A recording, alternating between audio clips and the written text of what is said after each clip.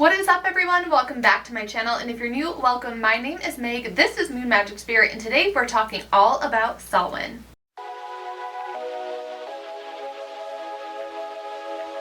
We have a lot to get into today, so grab a drink, grab a snack, get nice and cozy.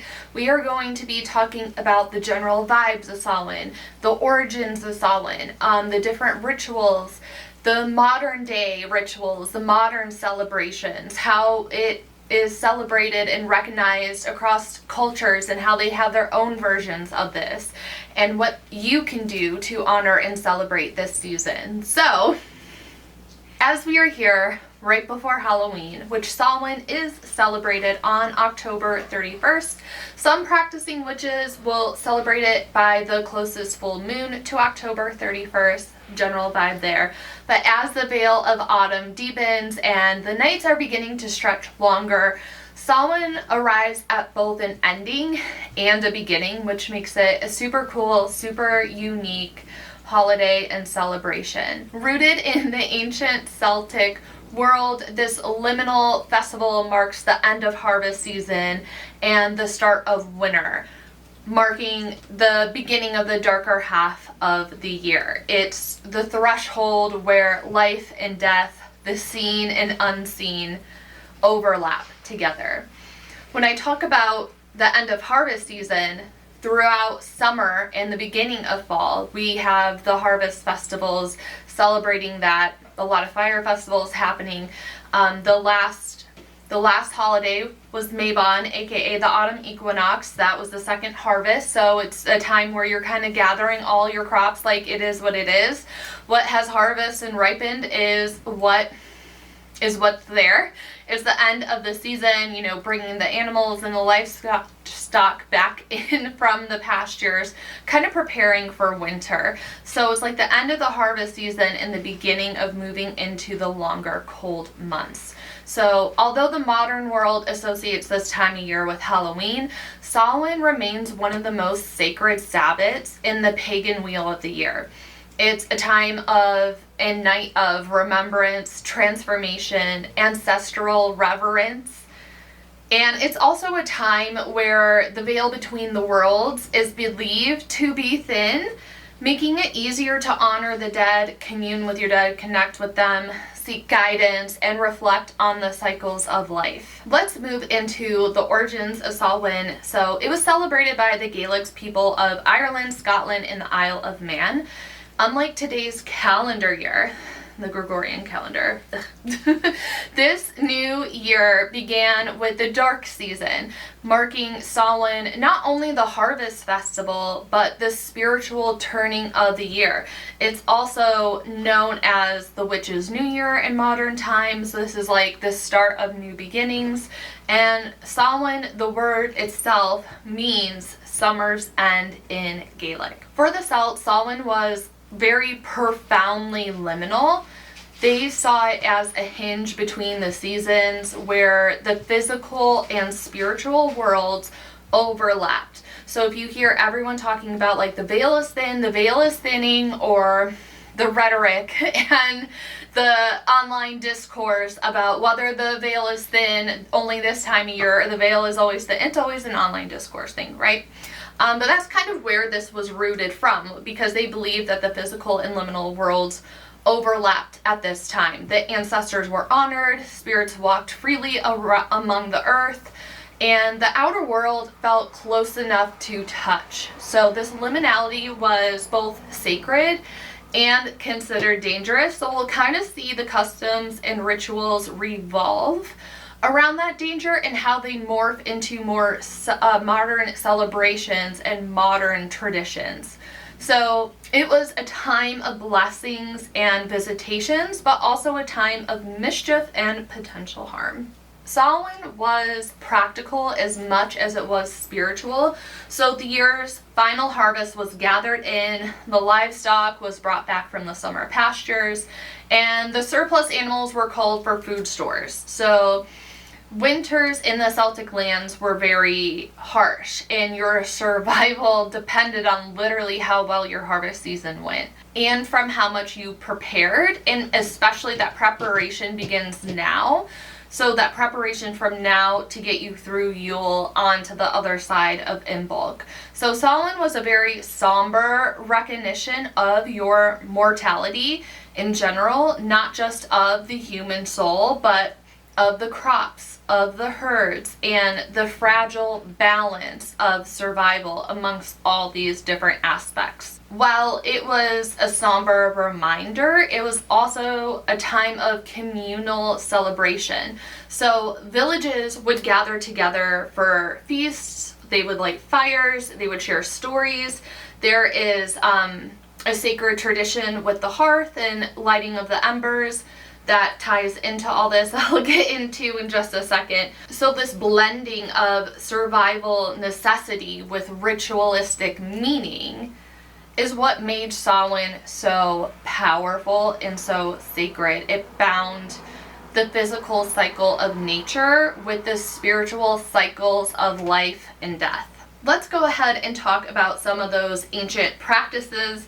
One of them is a sacred fire. So hearth fires in homes were extinguished before Samhain, and they were relit then from a central communal blaze kindled by druids or priests. So what you would do is take something to supply your fire, whether it was like dried grass, wood, what have you, and you would take it to your church or to the village center. It would get blessed by the priest, and then you had to keep that lit all the way back to your house and restart your fire in it.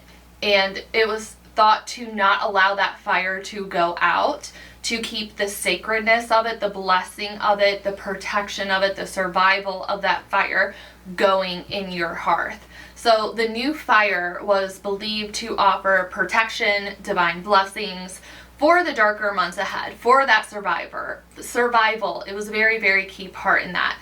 So the families would take the embers that were lit back to their hearths to ensure that the flame of the gods burned within their homes and kept them warm and safe and fed throughout the winter and darker days. Ancestral offerings, so food and drink were placed on doorsteps, windowsills, or family altars to honor the dead. So these offerings were meant to welcome beloved ancestors and appease the wandering spirits at the same time. So it was common to keep your doors and windows unlocked, symbolically inviting your ancestors inside.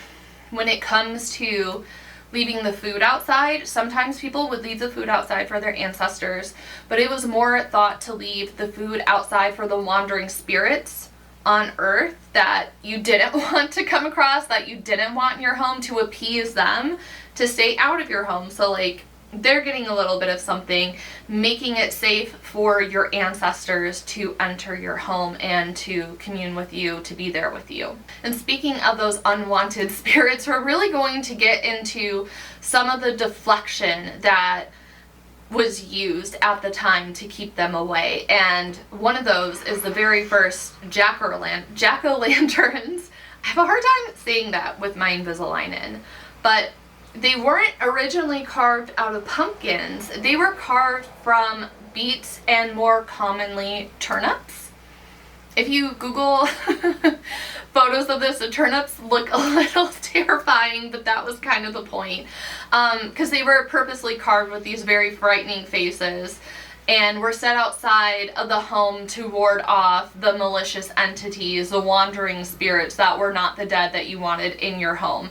So at the same time, they were deflecting those unwanted spirits, but by placing a flame inside of them, the flickering of the light guided the ancestors that you wanted toward your loved ones while keeping harmful spirits at bay. So it served a dual purpose, which is really cool. Now we get to the origins of costumes and disguises. So people would wear animal skins, masks, or frightening costumes to confuse or drive away the otherworldly beings, especially fairies. The Fae was like really big this time of year. There was a lot of folklore behind people being afraid that the Fae would kidnap you and take you to the other side of the world. So, they were thought to abduct humans during this time. So wearing these costumes was to conceal and hide themselves, to trick the Fae into thinking that they weren't human. And this practice eventually evolved into the Halloween tradition of dressing up and wearing a costume. Lastly, I'm going to cover on dumb suppers very fast. So families would host silent meals where an empty seat was set for a deceased loved one. The supper began with an invitation for the dead to join, a calling to them, and it would end with a ritual in the farewell. The silence while they were eating dinner was to give space for reflection, to have like that honor and respect for your dead, but also to give yourself space for reflection. And afterwards, children would play games with the dead, with the spirits, and the adults would share stories. So kind of like how there was the family tradition of, putting out a Christmas letter and mailing it to all your friends and family with everything that happened within that year. That's what was done at these dumb suppers, is that the adults would share with their ancestors everything that had happened over the past year, what was going on, what they were looking forward to, what their hopes and dreams were, what the devastation was. They would share these conversations. And in this sense, the living and dead were believed to commune together. Let's talk about the Christian overlay, because there's always a Christian overlay with the pagan holidays. So as Christianity spread through the Celtic lands, the church thought to integrate, essentially replace, existing pagan festivals. So All Saints' Day, which was originally held in May, moved to November 1st, and All Souls Day on November 2nd soon followed as a new tradition. So this created a 3-day observance called All Hallowtide that blended the honoring of saints, praying for the departed, and acknowledging death itself. However, the Samhain traditions persisted within this Christian framework. So the costumes, the jack-o'-lanterns, the food offerings shifted into new forms but still survived in the folk practice.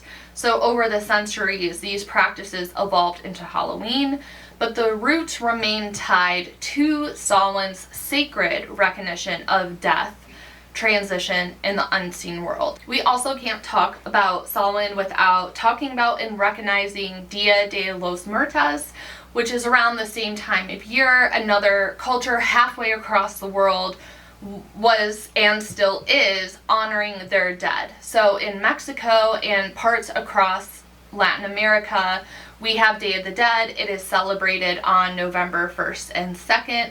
So very much like Samhain, it recognizes the thinning of the veil between the worlds and inviting the ancestors in for a brief visit and welcoming and requesting their return for this brief visit. So ofrendas, known as altars, are decorated with candles, with flowers, with photos, and with their favorite foods as offerings. So families are going to gather for feasts, they're going to share stories, they're going to celebrate their loved ones, keeping their memory alive, sharing their memory this time of year, and sharing and honoring them and their memory as a form of joy rather than fear or despair. So while the cultural expressions differ, the essence is very strikingly similar. Both Samhain and Dia de los Muertos affirm that death is not an end but part of the cycle, and that our connections to those who came before us continue to endure. Those cross-cultural parallels remind us that the human impulse to honor our ancestors is universal, it's innate. The act of remembrance brings worlds together. It strengthens our place within this web of life. So let's talk about Samhain in the modern day. Today, Samhain is celebrated by the witches, the pagans, and the spiritual seekers around the world. And like I mentioned at the start of this video, some recognize this day on October 31st, while others align it to the nearest full moon.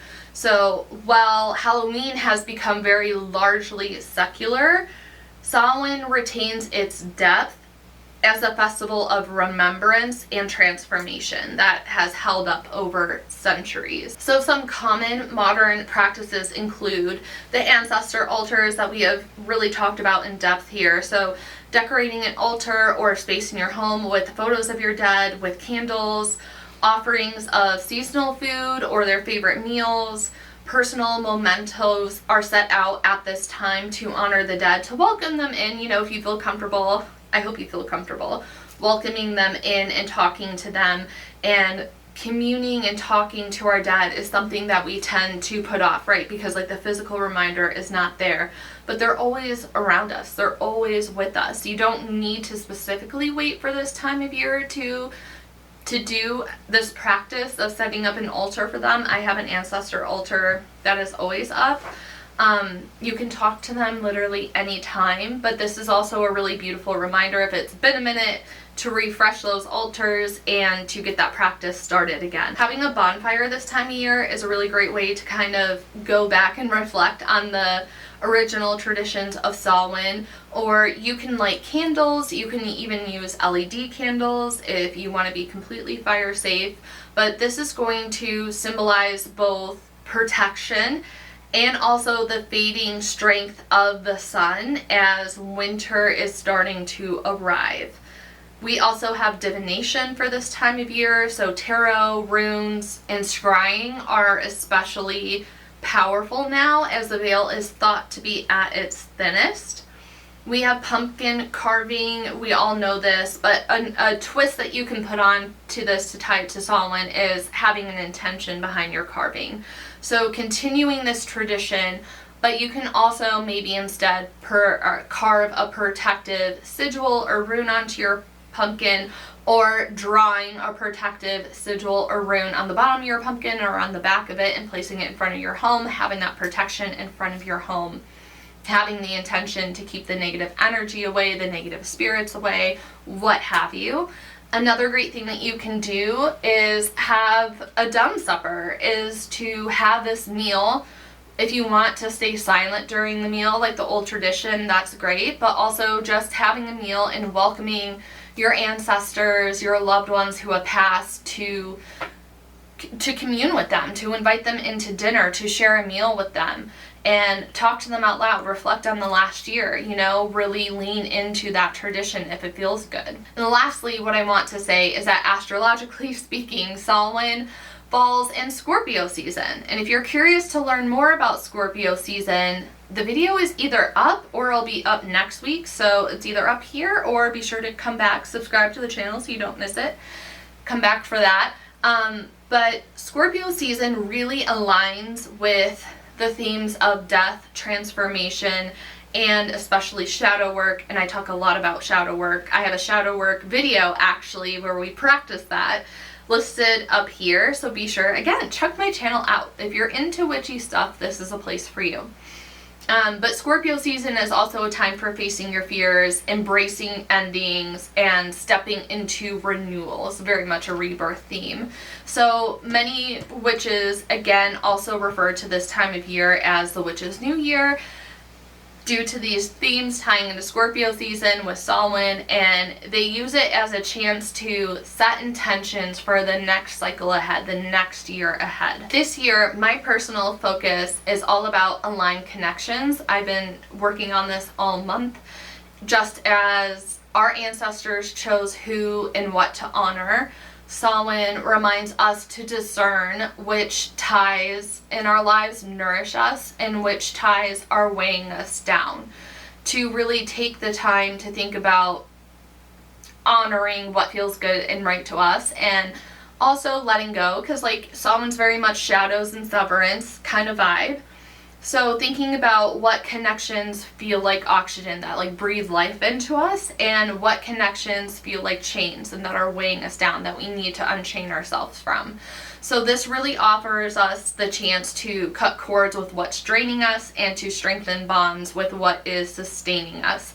In doing so, we walk into winter carrying not only what we feel aligned with us and what is aligned with us, But we're also doing this being supported by our ancestors and our own inner wisdom. So if you're really ready to dive deeper into this work, I invite you to join Lens of Magic this month. It's my online community. It's the end of the month, but you have access to everything. There is a collective tarot reading. The portal is like a hit this month because we are doing a cord cutting spell. That is going to be up for unlimited replays along with a tarot reading. You have a PDF version of it to download, and I'm also doing a really special quarterly offering in the portal this month where you will get a personalized tarot reading from me in the mail. Yes, a snail mail. I will write you a letter channeled from an ancestor and send it to you. So if you're interested, like, this is a great time to join Lens of Magic. The link to Patreon is in the description box below.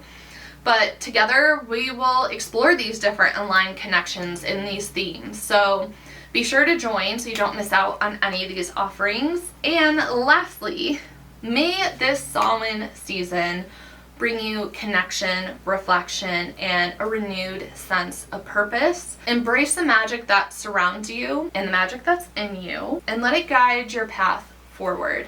So, as always, be sure to subscribe so you don't miss out on future videos.